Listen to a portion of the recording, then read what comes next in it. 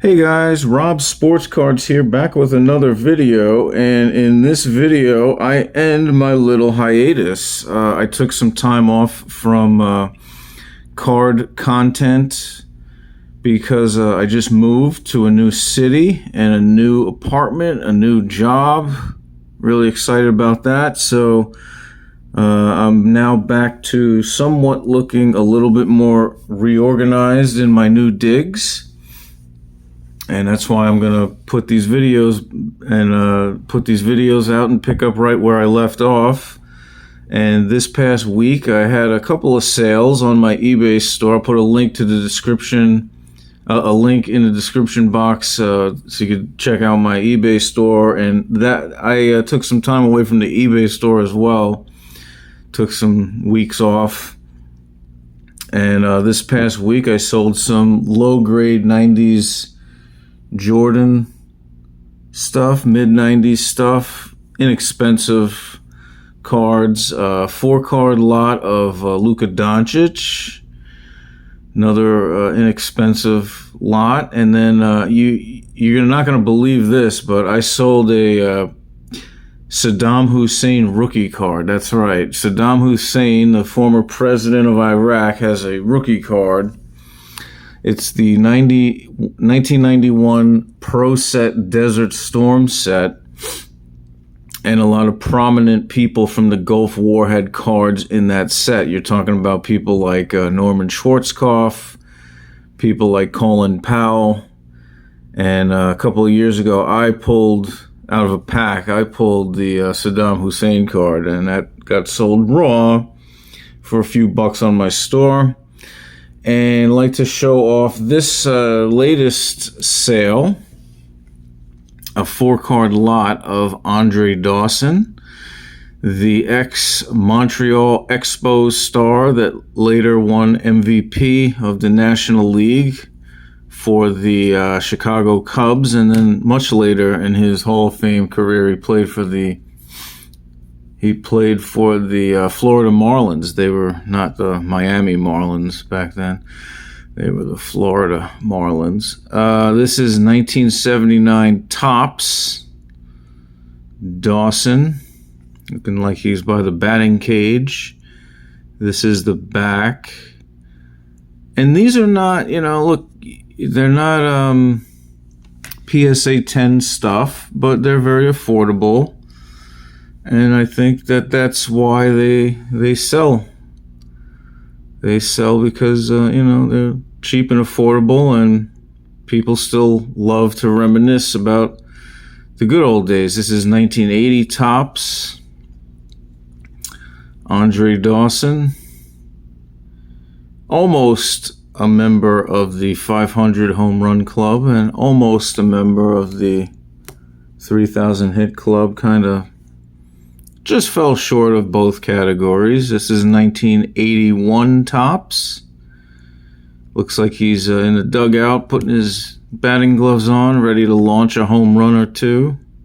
This is the back, 1981 Topps.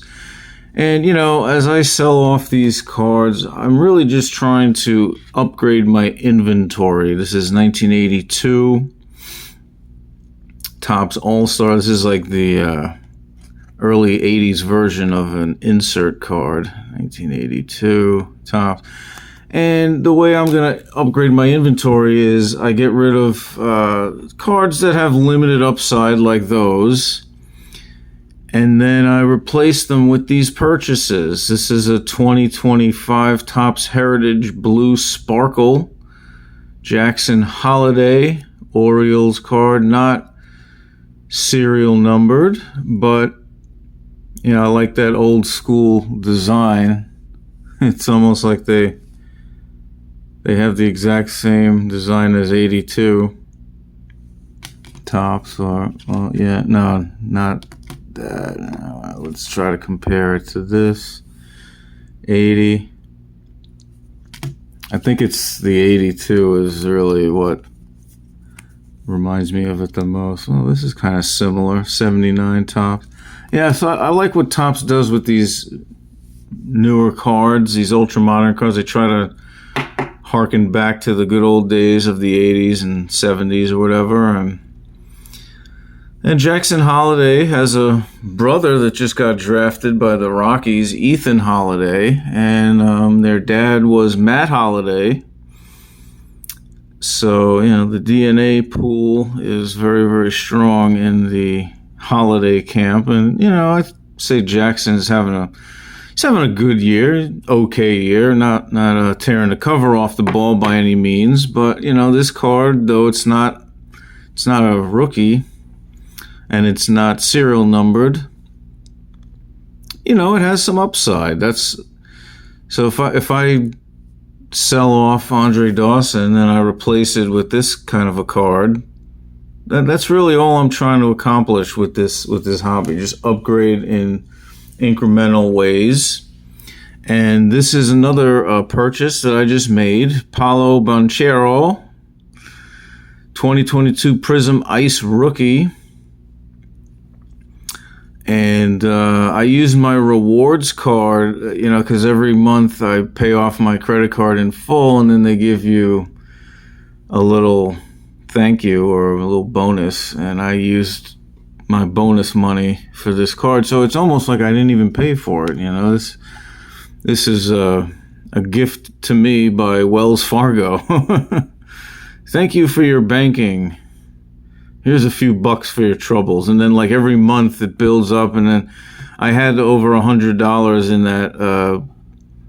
in that account there, and then I used it all to splurge on this Prizm Ice Rookie. And I would say this. I would close the video by saying something like this, is that that's what I'm looking for. I'm looking for long-term investment pieces like this and the Jackson Holliday. And Paolo is an attractive investment piece because he's clearly an all-star. He clearly scores over 20 points a game with no problem, and he's been doing it for a few years now. In order for this card to rise in value, though, he's going to have to ascend beyond that. It's one thing to be an all-star. It's one thing to lead your team to the playoffs. But can he ascend to that next level, to that Giannis level, to that LeBron level? Can he do that? And he has the physical traits to get it done. 6'10", really strong, really athletic, can finish at the rim, above the rim, can finish with contact, can get those 30-point games. He's a good rebounder. He's a good passer when he needs to be. It's just all about can the Magic elevate beyond just, okay, you're a good team and you're good enough to make the playoffs, but are you good enough to make the conference finals, to make the finals? Are you good enough to be first team All NBA? It's good that he's a number one pick that's an all-star, but can he be an All NBA first team performer? And, I'm banking on the answer being yes. I think he can do that. But then again, if injuries pop up and, he missed a considerable amount of time this past year with an oblique injury, and, he misses dozens of games. If that happens for the next 5 years, then, then this investment goes down the tubes. But I think it's good to invest in guys who are a little bit not yet fully polished, like Paolo, not yet fully, because if you invest in Giannis right now, good luck getting your money back. Good luck with that. I mean, you can't. I think that a Giannis or a LeBron purchase or a Jordan purchase, like those established guys, there's no room for it to enhance in value over the years. Whereas a guy like this, who's obviously not on the level of those three guys, but could be someday, those are the types of guys that you want to invest in. The Jalen Williams, Paolo Banchero, maybe even like a Scotty Barnes. you know, you could definitely get him on the cheap right now. And he's been an all-star. He's been a rookie of the year. He just plays on a lousy team like the Raptors. But, you know, those are the types of guys that have, if you're an investment type person, that's who you should be looking at. But that's all I got for today. Glad to be back. Glad to be making content. Glad to be talking about the hobby that I enjoy so thoroughly. And I hope you guys have a good night. And I'll be back soon.